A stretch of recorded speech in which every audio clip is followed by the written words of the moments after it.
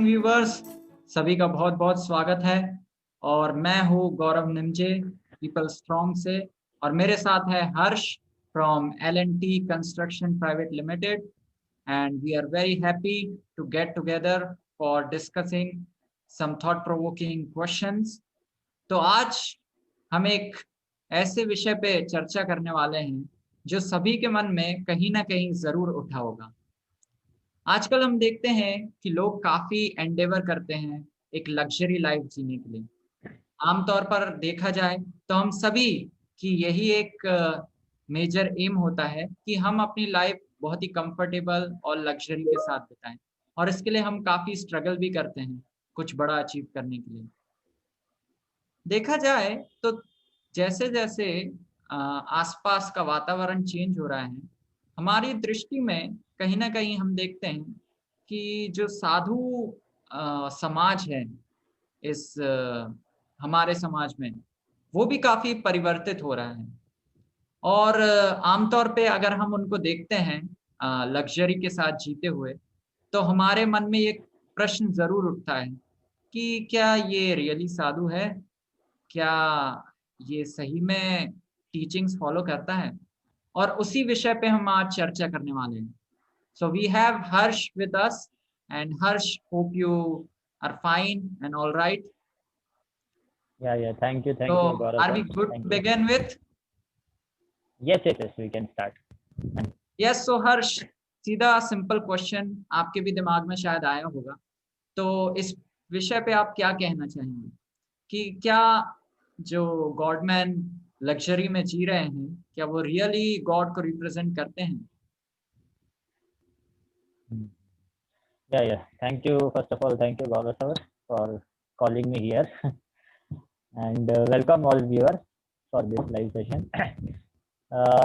Yes, गौरव sir, जैसे आपने बताया कि ये जो क्वेश्चन है, ये क्वेश्चन लगभग सबके दिमाग में होना ही चाहिए और होता भी है. It's a very logical thing to understand that those people who are existing today, who are very famous in the name of God's man or God's representative, we see that sometimes they are found guilty in some cases and police caught them, and other time we see that even if somebody is innocent but still he is struggling for some defaming, like that. Yeah, is my voice coming? Is it audible? Yeah, of course, little disturbance. Fine. Now it's fine. Yeah. Now it's okay. So this particular question is what I was telling is very logical question to ponder upon. So what I will be telling you in a sequence, I will just tell that actually what should be the qualification of a godman and what is a godman. Usually the consideration or some uh, conceptions which we are having about godman is that he should have qualities of poverty or austerity, means he should perform so many hard austerities in his life. So we can, by seeing his external appearance, we can call him as a godman. But actually, that is not the fact. If we search some authentic sources like scriptures, Bhagavad Gita and Srimad Bhagavatam, so we get the correct understanding of godman. Godman basically means he is not defined by the attributes of poverty or austerity, but he is defined by something deeper, and which is known as devotion or dedication to God.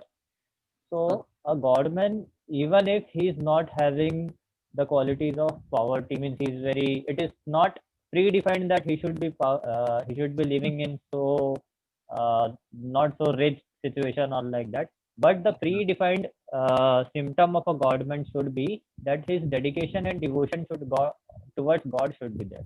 So that is the preliminary qualification of a godman. Yeah. So this is a basic understanding of a godman. Now, if you want to ask something, you can just continue. Otherwise, I'll just continue about the other things which I have. तो Harsh, you gave a very simple definition कि हम साधु को इस तरीके से पहचानेंगे कि कितना वो डेडिकेटेड है भगवान के प्रति, या तो इस चीज को हम प्रैक्टिकली कैसे देखेंगे जैसे हम देख के तो नहीं बता सकते कि this is a dedicated person and this is a not dedicated person, तो हम इसको प्रैक्टिकली जज कैसे करेंगे? हाँ करेक्ट, ये बहुत ही अच्छा क्वेश्चन है, क्योंकि ये जो डिवोशन टू गॉड या डेडिकेशन की बात है, it is defined by one's consciousness, या and that is an internal thing, वो एक इंटरनल मैटर है, इसको हम बाहर से समझ नहीं सकते। तो उसके लिए कुछ क्वालिटीज़ हैं जिसके थ्रू हम बता सकते हैं कि उसमें डिवोशन टू गॉड है या उनमें ओके। डेडिकेशन टू गॉड है।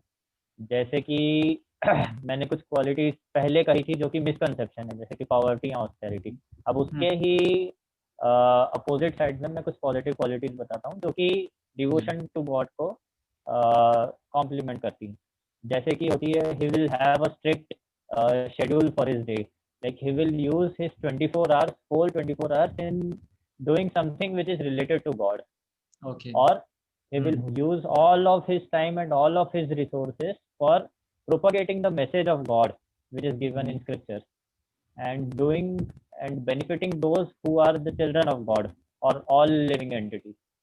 So that is one of the symptoms by which we can decide that he is a true God man. Other symptoms are, like I told, strict day schedule means he will be waking up early in the morning. He will be doing his regular practices as prescribed in scriptures. Like in many scriptures it is given, and in India also, India में भी हम देखते हैं कि सुबह जैसे ब्रह्म मुहूर्त बोला जाता है कि 1.5 hours before sunrise, that is a very auspicious situation for following spiritual practices. So ये जो godmen है, they will be waking up early in that muhurta, they will be doing all rituals given in scriptures, and then throughout the day they will be engaging their mind, intelligence and their physical body also in service of God, like, or helping others to connect to God. So that is Yeah. actually the real symptom by which we can decide what I think. या thank you Harsh, that's really very nice. But मैं आपसे एक और question पूछना चाहूंगा हर्ष। जैसे generally देखा जाता है कि जैसे जैसे हम मॉडर्न एडवांसमेंट कर रहे हैं, तो काफी सारे साधुस अलग अलग टेक्नोलॉजी भी इस्तेमाल कर रहे हैं and many things are there.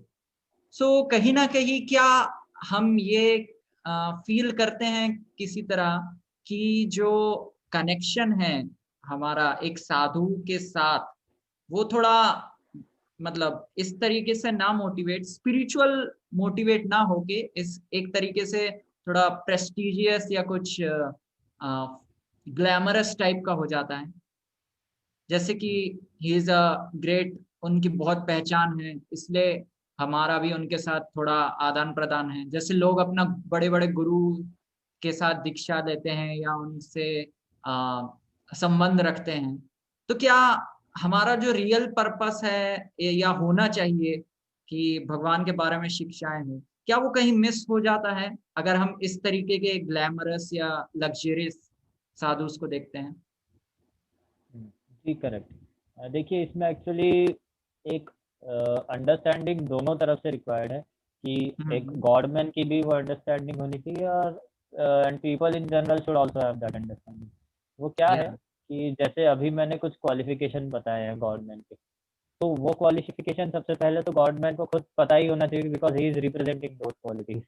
दूसरा है कि those people who are judging or those who are experiencing those godmen, so they should also have that conception। जैसे कि मैं आपको बताता हूँ कि जैसे कि आपने एग्जांपल दिया कि they are using some luxuries, जैसे कि कार यूज कर रहे हैं या फिर एरोप्लेन से ट्रैवल कर रहे हैं या फिर बड़े बड़े सेमिनार्स में कुछ बड़े बड़े गैजेट्स यूज कर रहे हैं।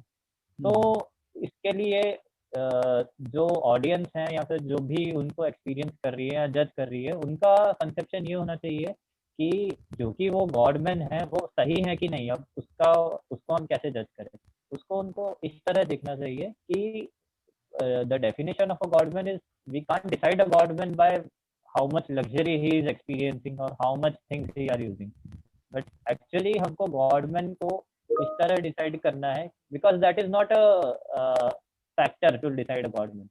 तो इसके लिए उसको हम एक नेगेटिव चीज की तरह नहीं यूज कर सकते, लेकिन हमको ये actually this is one of the symptom which is given in Shrimad Bhagavatam.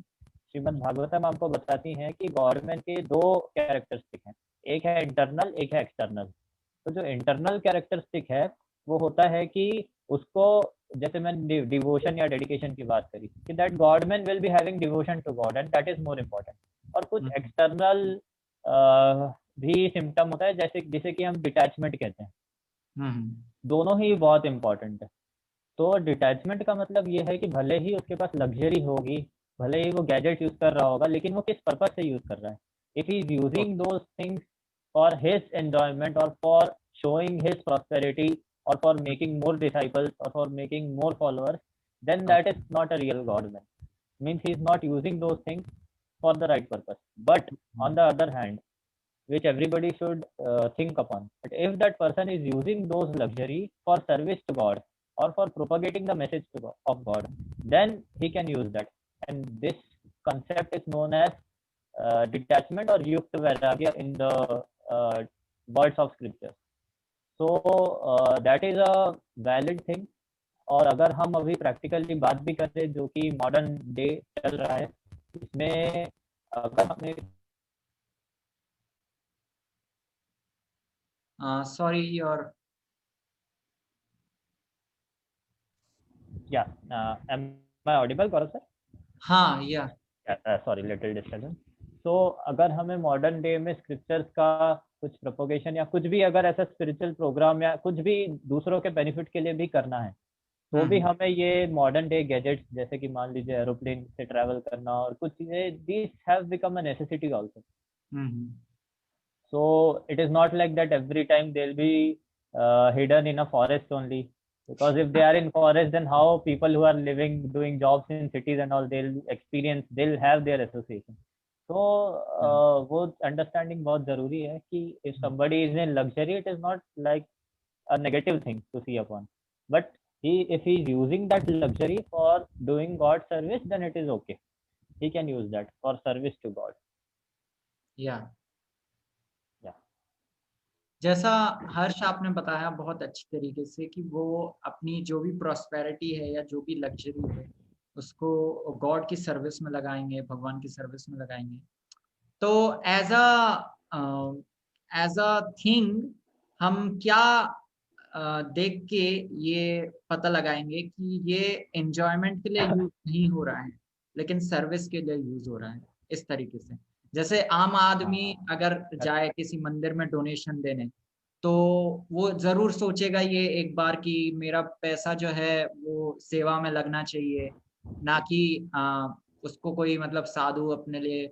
इस तरीके से कॉमन बिलीफ तो होता ही है सबके मन में कि मेरा पैसा वहां लगना चाहिए। तो कैसे हम मतलब इस चीज को रिलेट कर सकते हैं? बहुत अच्छा क्वेश्चन है। इसको हम इस तरह देख सकते हैं कि देखिए, मटेरियल एंजॉयमेंट का जो सबसे बहुत सारी कैटेगरीज है, लेकिन उन सारी कैटेगरीज को अगर आप कुछ स्पेसिफिक ग्रेड में डिवाइड करना चाहते हैं तो मेनली आपको 4 चीजें मिलेंगी जिससे ये भौतिक एंजॉयमेंट डिफाइन होता है या फिर कैरेक्टराइज होता है। पहली चीज है मीट ईटिंग, मांस खाना। दूसरी चीज है इलिसिट सेक्स या फिर अवैध संबंध रखना।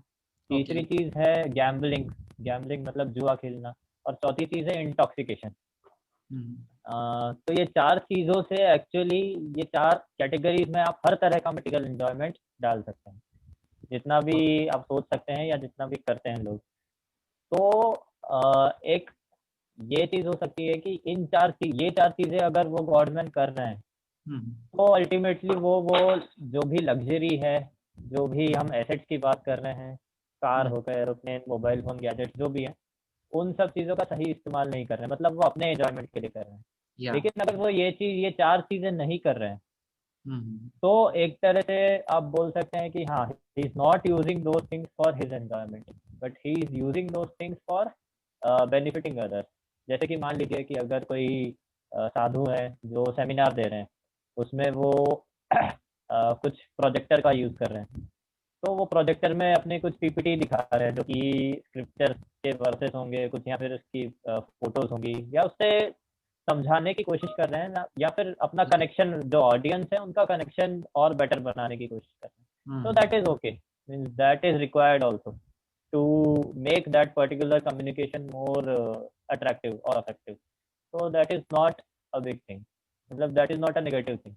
लेकिन हम्म, अगर मान लीजिए वो वही प्रोजेक्टर को अपने किसी पर्सनल यूज के लिए यूज कर रहे हैं, पर्सनल इन द सेंस कि मान लीजिए जैसे मैंने आपको 4 चीजें बताई, मीट ईटिंग, इंटॉक्सिकेशन, तो अगर वो अपना कुछ ऐसी चीज़ों में यूज़ कर रहे हैं जो कि अपना गॉड प्रोपोगेशन की सर्विस के लिए नहीं है, या फिर अपनी कुछ स्पिरिचुअल एक्टिविटी के लिए नहीं है, और उससे वो पैसा कमा रहे हैं और पैसा कमा के ये 4 चीज़ें कर रहे हैं, तो ultimately that the use of that projector is wrong. तो आप बोल सकते हैं कि वो गॉडमैन जो है वो उस लग्जरी का सही तरह से इस्तेमाल नहीं कर रहे हैं. तो ये चीज़ है. Thank you so much, Harsh, for this wonderful explanation. And we hope the You can viewers just also, if it is, if yeah, it is not answering, then you can just tell me so that I can more elaborate on the point. yeah, it was quite clear, I think. And also, basically, this will be also decided by our viewers. So viewers are also invited to put their questions in the comments so that we can take them up and reply you back. So thank you, Harsh, for joining us. And we hope all of you also got some insight on this question. Very much thank you. Thank you, Gaurav sir.